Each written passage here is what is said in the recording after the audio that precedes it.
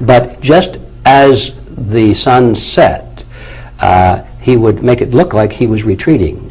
He would put his major forces, half of them off to the right in a hidden location, another half to the left in a hidden location in the trees and bushes and the rocks and so forth. He'd have a few soldiers to be seen, and all of the camp followers with their wagons and their horses and their cattle and oxen would leave, and they'd drag branches behind them to kick up the dust to make it look like the whole army was retreating. And and they would do that, I said in the evening. Actually, that's not correct. They do that as the sun was coming up, so that the enemy who was waiting for the sun to come up say, they're retreating. The cowards are retreating. Let us attack. Let's go for it. Go for it. So they would come galloping down right into the position of indefensible location there, and of course they'd be trapped by both sides. So this is not original with Lenin. It was taught by Tamerlane. Sun Tzu taught it in his famous little treatise on art of warfare.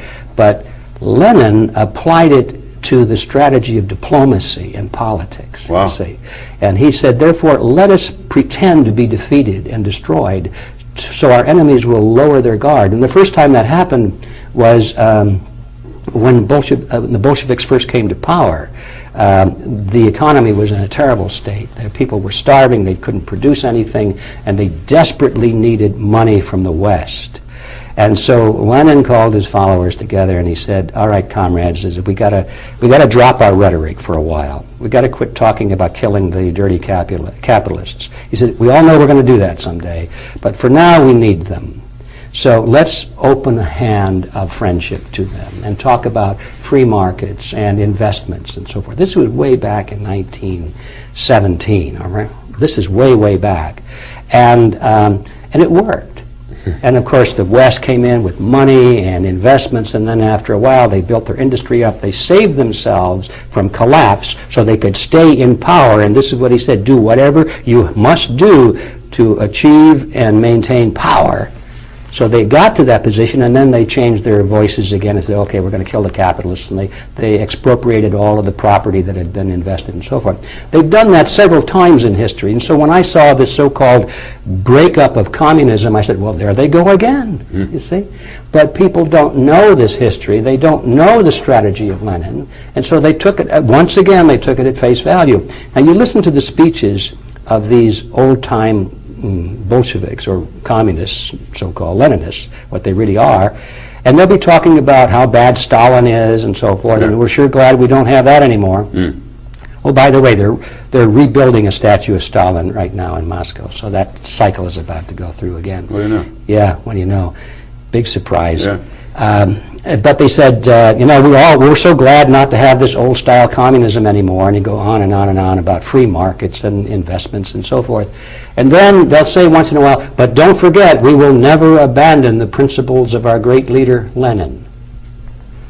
Well, not one person in 1,000 knows what that means. If you know the principles of the great leader, Lenin, what he's really saying to his followers is, hey, comrades, this is the game we're playing. We're going through this cycle one more time so that we can consolidate our power and lull our opponents into an indefensible position, make him vulnerable so that we can smash him with our clenched fist, is how he used to say. So having said all of that, this is Leninism. It still exists in the world. Not under the name of communism, but under the banner of Leninism. Very interesting. So we had communism, and then Leninism has come to be. And then there was the second branch that we opened with originally, Fabianism.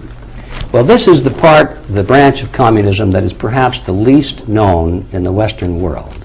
And yet it is the most important to us in the Western world because we live in it. It is what is directing our lives. The word Fabianism comes from the Fabian Society, which was formed in England in 1884. Just before the turn of the century, when a lot of these things were happening. Fabian Society. Fabian Socialist Society, they called themselves, and still do. We're still there. There's that socialist word again. Well, they love the word socialist, but they really, in their literature, they talk about it as they should, as collectivist.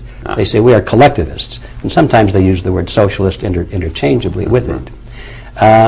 The Fabian Society was named after a Roman general by the name of Quintus Fabius.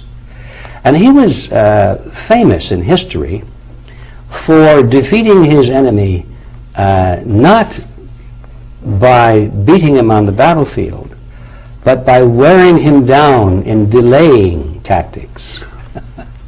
In other words, he would wear his enemy down by refusing to make a frontal engagement against the Carthaginians. That was the main ones that he was, Hannibal and people like that. Wow. And he just kept, delaying, and finally the attacking forces would give up, and they'd say, we can't stay on the battlefield here for years, Yeah. So they'd go home. And so he was famous for delaying tactics and drawing things out. The Fabians selected him as their symbol or the symbolic name on purpose. They objected to the Leninists, not on the basis of their goals of collectivism, because they agreed with that. They were saying to the Leninists, you people are stupid, you're going about it in the wrong way. You are trying to conquer the world and make a new world order based on the model of collectivism through force and violence and bloodshed and quick revolution. That's the wrong way, they said. The proper way is patient gradualism. They said, let's follow the motto or the tactics of Quintus Fabius and delay so there's no confrontation, and drag it out over a long period of time, and instead of confronting your enemy head on, we will infiltrate his institutions. We will move our people into his government agencies, into his educational institutions, and into his charitable organizations, into his corporations, and we'll gradually convert the world to international socialism in that fashion. This dragging it out sounds like Congress. It is Congress. This is what's been going on in England and in France and in Germany and in the United States. The move toward what they called socialism or communism, they said, would be gradual in such a way that there'd be no violent revolution, but at the end of the line they would have it, and nobody could say it happened on such and such a date. So the Fabians use as their symbol the turtle. That's actually their symbol, to signify coming to power slowly but surely. Now, who are the Fabians? Well, when they were formed, of course, there were such well-known people as Arnold Toynbee, the famous historian, H.G. Wells, there was George Bernard Shaw, Beatrice and Sidney Webb, who were founders of the London School of Economics, which is where President John F. Kennedy went and learned all of these Fabian socialist concepts that he instituted when he was president of the United States. The Fabians work quietly and behind the scenes. You don't hear about them. Not all of the people that practice Fabianism are members of the Fabian Society. Tony Blair, right now, who's the head of the British government, he's a member of the Fabian Society. But most of the Fabians in the world are not actual dues-paying members, but they follow the strategy of Fabianism nevertheless. And that is the philosophy that dominates the United States of America. Now, these two groups both agree with each other on the ultimate goal, but they fight against each other very vehemently at times for domination, as to see who is going to control this new world order. They have their own battle going on with them. Their own internal power struggles. And when you look at the United Nations today, almost all of those factions fall into either the Leninist group or the Fabian group. And they may appear to be opposed to each other on issues, but if you look at the issues, it is never the issue of collectivism that they're opposed to. They agree that the New World Order at the UN has got to be strengthened, given more military, more money, and so forth. All they're fighting about is who is going to be in the best jobs there. That's all. So the bigger threat to me sounds like Fabianism because of its stealth qualities. I would say in the Western world it is a bigger threat because the Fabians specialize in countries which have a developed parliamentary system where people are used to voting in their own dictators, I say that advisedly. They got used to that. But the Leninists seem to specialize in countries where self-rule is not generally expected. In other words, third world countries and backward countries where people are quite used to dictatorships, open and above board dictatorships. They wouldn't know what to do with a vote anyway because it's not part of their culture. It'll take a long time before they get there. So where there are parliamentary structures in place and people are used to going and voting for things, that's where you find Fabianism coming to the front, because that's ready-made for their strategy. But where violent revolution and blood in the streets and overthrowing a hated regime is the method of bringing about political change, as in Africa, Asia, many countries in South America, that's where Leninism comes to its front.